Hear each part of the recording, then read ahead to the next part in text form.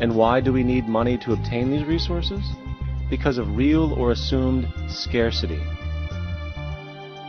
We don't usually pay for air and tap water because it is in such high abundance, selling it would be pointless. So then, logically speaking, if resources and technologies applicable to creating everything in our societies, such as houses, cities, and transportation, were in high enough abundance, there would be no reason to sell anything. Likewise, if automation and machinery was so technologically advanced as to relieve human beings of labor, there would be no reason to have a job. And with these social aspects taken care of, there would be no reason to have money at all. So the ultimate question remains: do we on Earth have enough resources and technological understanding to create a society of such abundance that everything we have now could be available without a price tag and without the need for submission through employment? Yes, we do. We have the resources and technology to enable this at a minimum, along with the ability to raise the standard of living so high that people in the future will look back at our civilization now and gawk at how primitive and immature our society was. What the Venus Project proposes is an entirely different system that's updated to present-day knowledge. We've never given scientists the problem of how do you design a society which would eliminate boring and monotonous jobs, that would eliminate accidents in transportation, that would enable people to have a high standard of living, that would eliminate poisons in our food, that would give us other sources of energy that are clean and efficient. We can do that out there.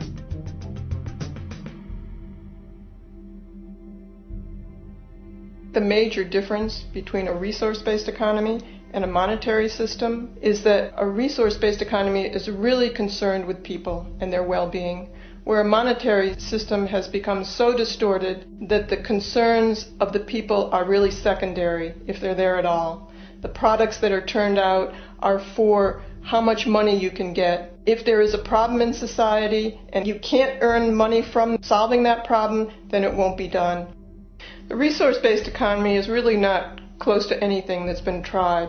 And with all our technology today, we can create abundance. It could be used to improve everyone's lifestyle. Abundance all over the world if we use our technology wisely and maintain the environment.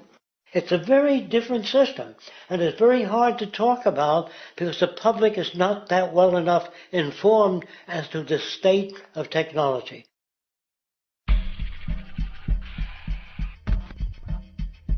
At present, we don't have to burn fossil fuels.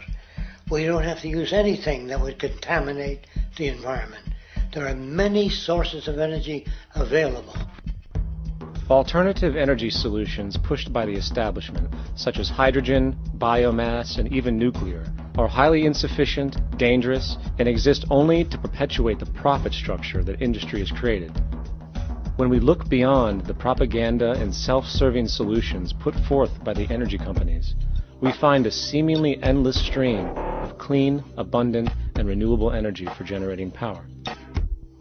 Solar and wind energy are well known to the public, but the true potential of these mediums remains unexpressed. Solar energy, derived from the sun, has such abundance that 1 hour of light at high noon contains more energy than what the entire world consumes in a year. If we could capture 1/100% of this energy, the world would never have to use oil, gas, or anything else. The question then is not availability, but the technology to harness it. And there are many advanced mediums today which could accomplish just that, if they were not hindered by the need to compete for market share with the established energy power structures. Then there's wind energy. Wind energy has long been denounced as weak, and due to being location-driven, impractical. This is simply not true. The U.S. Department of Energy admitted in 2007 that if wind was fully harvested in just 3 of America's 50 states, it could power the entire nation. And then there are the rather unknown mediums of tidal and wave power. Tidal power is derived from tidal shifts in the ocean. Installing turbines which capture this movement generates energy.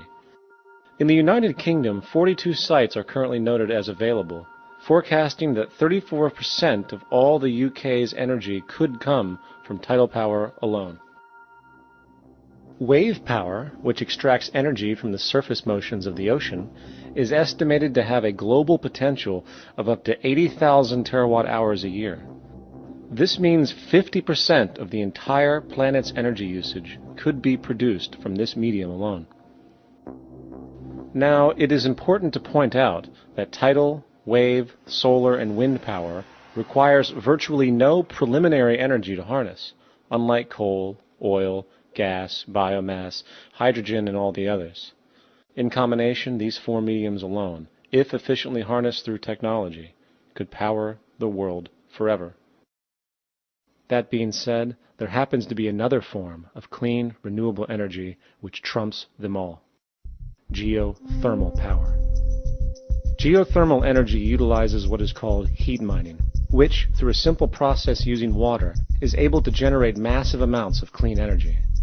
In 2006, an MIT report on geothermal energy found that 13,000 zettajoules of power are currently available in the Earth, with the possibility of 2,000 zettajoules being easily tappable with improved technology. The total energy consumption of all the countries on the planet is about half of a zettajoule a year. This means about 4,000 years of planetary power could be harnessed in this medium alone. And when we understand that the Earth's heat generation is constantly renewed, this energy is really limitless and could be used forever. These energy sources are only a few of the clean, renewable mediums available, and as time goes on, we will find more. The grand realization is that we have total energy abundance without the need for pollution, traditional conservation, or, in fact, a price tag. And what about transportation? The prevailing means of transportation in our societies is by automobile and aircraft, both of which predominantly need fossil fuels to run. In the case of the automobile, the battery technology needed to power an electric car that can go over 100 miles an hour for over 200 miles on one charge exists, and has existed for many years. However, due to battery patents controlled by the oil industry, which limits their availability to maintain market share, coupled with political pressure from the energy industry, the accessibility and affordability of this technology is limited. There is absolutely no reason other than pure, corrupt profit interest that every single vehicle in the world cannot be electric and utterly clean, with zero need for gasoline. As far as airplanes, it is time we realize that this means of travel is inefficient, cumbersome, slow, and causes far too much pollution. This is a maglev train. It uses magnets for propulsion. It is fully suspended by a magnetic field and requires less than 2% of the energy used for plane travel. The train has no wheels, so nothing can wear out. The current maximum speed of versions of this technology, as used in Japan, is 361 miles per hour. However, this version of the technology is very dated. An organization called ET3, which has connections with the Venus Project, has established a tube-based maglev that can travel up to 4,000 miles per hour in a motionless, frictionless tube, which can go over land or underwater. Imagine going from LA to New York for an extended lunch break, or from Washington, D.C. to Beijing, China in 2 hours. This is the future of continental and intercontinental travel, fast, clean, with only a fraction of the energy usage we use today for the same means. In fact, between maglev technology, advanced battery storage, and geothermal energy, there would be no reason to ever burn fossil fuels again.